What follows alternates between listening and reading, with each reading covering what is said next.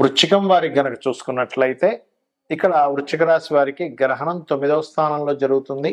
అయితే 9వ స్థానం అంటే భాగ్యస్థానం కదండి, మరి ఏంటి పరిస్థితి అని అనుకుంటూ ఉంటారు. కానీ గ్రహణం అనేటువంటిది ఒక యోగంగా గుర్తుపెట్టుకోండి. ఒక యోగము మనంతట మనము మన చేతులారా ఒక మంత్రం చేసుకోవడం ద్వారా యోగాన్ని క్రియేట్ చేసుకునేటువంటి యోగం గ్రహణం అంటే.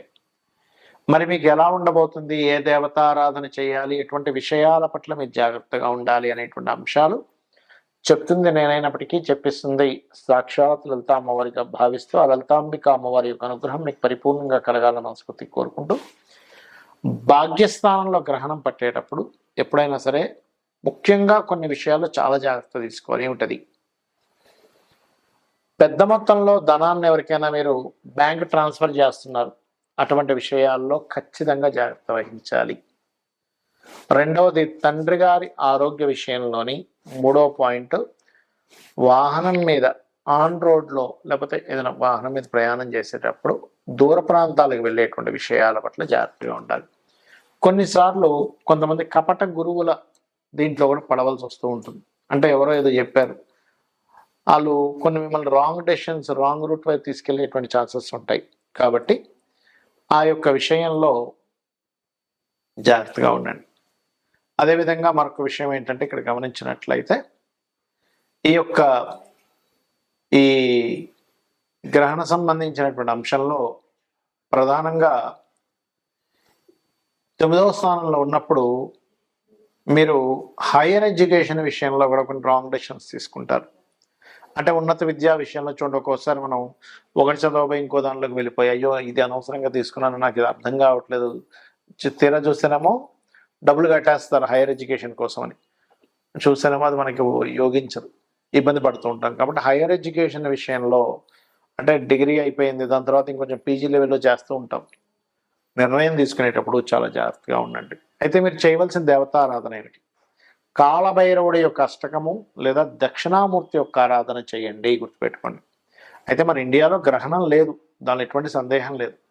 ఎందుకంటే రాత్రి సమయంలో వచ్చే గ్రహణం ఇండియాలో ఉండదు. అది కూడా సూర్యగ్రహణం, చంద్రగ్రహణం అయితే ఉంటుంది. కాబట్టి ఇది వేరే దేశాల్లో ఉంది. కాలభైరవుడు అష్టకం చేయండి.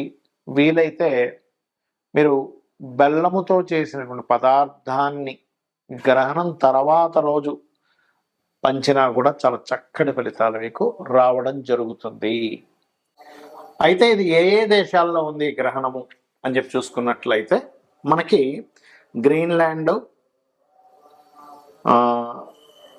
అదేవిధంగా నార్త్ రష్యా, స్పెయిన్, ఐలాండ్, ఈ దేశాల్లో ఉంది. ఎందుకంటే ఎప్పుడైనా సరే మనకి సూర్యగ్రహణం ఉందా లేదా, చంద్రగ్రహణం ఉందా లేదా ఎలా చెప్తాము అంటే, ఇది చూడండి మన ఇండియాలో రాత్రి సమయం అది. అంటే 11:17 నుంచి తెల్లవారుజాము 4:25 వరకు. అప్పుడు మనకు సూర్యుడే కనబడగా కదా, కాబట్టి సూర్యగ్రహణం మనకి లేదు. ఈ దేశాల్లో ఎవరైతే నివసిస్తున్నారో వాళ్ళకు ఉంది. ఇండియన్స్ అయినా అక్కడికి వెళ్ళి నివసిస్తున్నట్లయితే వాళ్ళకు ఉంటుంది. అయితే ఈ గ్రహణ ప్రభావం ఏ రాశులకి ఎక్కువగా ఉంటుంది అని చెప్పి చూసుకుంటే కర్కాటకం. ఎందుకంటే ఆశ్లేష నక్షత్రంలో గ్రహణం కదా పడుతుంది. ఆశ్లేష, జ్యేష్ఠ, రేవతి నక్షత్రం వారు జాగ్రత్తగా ఉండాలి. మరియు కర్కాటకము, వృశ్చికము, అదేవిధంగా మీనము. కర్కాటకానికి ముందు వెనక రాశులు అంటే మిథునము, సింహరాశి వారు కూడా కించిత్ జాగ్రత్త వహించాలి, గుర్తుపెట్టుకోండి. అయితే కొన్నిసార్లు గ్రహణ ప్రభావం కొన్ని రాసుల వారికి మంచి కూడా చేస్తుంది. ఎంతసేపు గ్రహణం అని బ్యాడ్ అనుకోకండి. అసలు గ్రహణము అంటే భయపెట్టేదో కాదు, గుర్తుపెట్టుకోండి. గ్రహణం అంటే ఒక యోగము. ఆత్మకారకుడు, మనస్కారకుడు, కాల మోక్షానికి కారకులు రాహుకేతువులు, దాని యొక్క ఇది ఒకే దీంట్లోకి రావడం జరుగుతూ ఉంటుంది. దాని నార్త్ అండ్ సౌత్ సంబంధించినటువంటి అక్షాంశ రేఖాంశాలు అంటూ ఉంటారు, నోట్స్ అంటూ ఉంటారు. సౌత్ నోట్, నార్త్ నోట్ అంటూ ఉంటారు గ్రహణాన్ని, అంటే ఛాయాగ్రహాలు. అలా వచ్చినప్పుడు మనం చేసే మంత్రం ఏదైతే ఉంటుందో అది మనం నిత్యము చేసే రోజు కంటే కూడా ఆ రోజు 1000 రెట్ల ఫలితం ఎక్కువగా ఉంటుంది. అంటే మీరు ఒక్కసారి నమశివాయ అనే మంత్రం అన్నారనుకోండి, 1000 రెట్ల ఫలితం ఉంటుంది. అయితే ఇక్కడ మీరు లలితా సహస్రనామాల్లో ఏ నామాన్ని కనుక మీరు ఉచ్చరించినట్లయితే ఎటువంటి సమస్యలు తగ్గుతాయి ఆ సమయంలో ఒకవేళ మీరు చేయాలనుకుంటే. ఎందుకంటే ఇక్కడ గ్రహణం లేకపోయినా మంత్రజపం చేసుకోవచ్చు, తప్పేం కాదు. ఆ సమయంలో కూర్చొని సరిగ్గా 11:15 పట్టు స్నానం చేసి కూర్చొని 4:25 వరకు ఎవరైనా సరే, ఎందుకంటే ఆకాశంలో జరుగుతుందిగా. ఇప్పుడు మనిషి జన్మించినప్పుడు కూడా గ్రహం అటువైపు ఉంది అనుకోండి, భూమికి ఇటువైపు ఉన్నవాడికి ఆ గ్రహ ప్రభావం ఉంటుంది కదా. కాబట్టి ఇక్కడ ఈ స్త్రీలు గర్భవతులు ఏమి పాటించాల్సిన అవసరం లేదు, ఆహార వ్యవహారాల విషయాల్లో ఏం పాటించాల్సిన అవసరం లేదు ఇండియాలో ఉండేటువంటి వారికి. కాకపోతే జపం చేసుకోవచ్చు, దానివల్ల బోల్డంత బలం ఉంటుంది.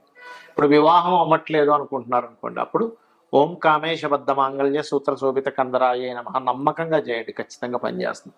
లేదంటే వివాహం అయింది, వివాహ జీవితం బాలేదు, ఓం శివకామేశ్వరాంకస్తా శివా స్వాధీన వల్లభాయ నమః. అంటే ధనానికి లోటు ఉంది, ధనం రావట్లేదు అనుకునేటువంటి వారు ఓం సంపత్కరీ సమారూఢ సింధుర వ్రజ సేవితాయ నమః, ఓం ధర్మాధ్యక్ష ధనాధ్యక్ష ధనధాన్య వివర్ధనే నమః కూడా చేసుకోవచ్చు. అలా కాదు, అప్పులు ఉన్నాయి, ఇవాళ రేపు మనం చూసుకుంటే అప్పులు ఎక్కువగా ఉంటున్నాయి జనాలకి, అలాంటప్పుడు ఓం అపర్ణాయ నమః అనే మంత్రం చేసుకోవచ్చు. అలా కాదండి, మాకు వ్యాపార సంబంధించినటువంటి అంశాల్లో ఇబ్బంది వస్తుంది, వ్యాపారం పరంగా మేము చాలా ఇబ్బంది పడుతున్నాము అని అనుకునేటువంటి వారు ప్రధానంగా మీరు చేయవలసింది ఓం ఇంద్రగోప పరిక్షిప్త స్మరతూనా భజంగికాయ నమః అనే మంత్రం చేసుకోండి. ఇలా మీరు కనుక చేసుకున్నట్లయితే ఖచ్చితంగా మీకు బాగుంటుంది, అందులో ఎటువంటి సందేహం లేదు. అయితే ఎప్పుడు కూడా గ్రహణాన్ని అమ్మో గ్రహణం వస్తుంది అని భయపడ్డం కాదు, అదొక యోగంగా చెప్పారు మనకు శాస్త్రాలు.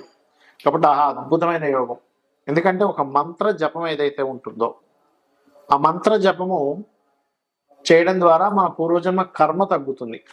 ఎప్పుడైతే పూర్వజన్మ కర్మ తగ్గుతుందో మీకు ఆటోమేటిక్గా అన్నీ బాగుంటూ ఉంటాయి. కొంతమందికి హెల్త్ ఇష్యూస్ ఉంటాయి చూడండి, అలాంటప్పుడు హెల్త్ ఇష్యూస్ ఉన్నప్పుడు ఏంటంటే ప్రధానంగా ఓం సర్వవ్యాధి ప్రశమని సర్వమృత్యు నివారణి అగ్రగణ్యా చింత్య రూప కలికర్మశనాశిని.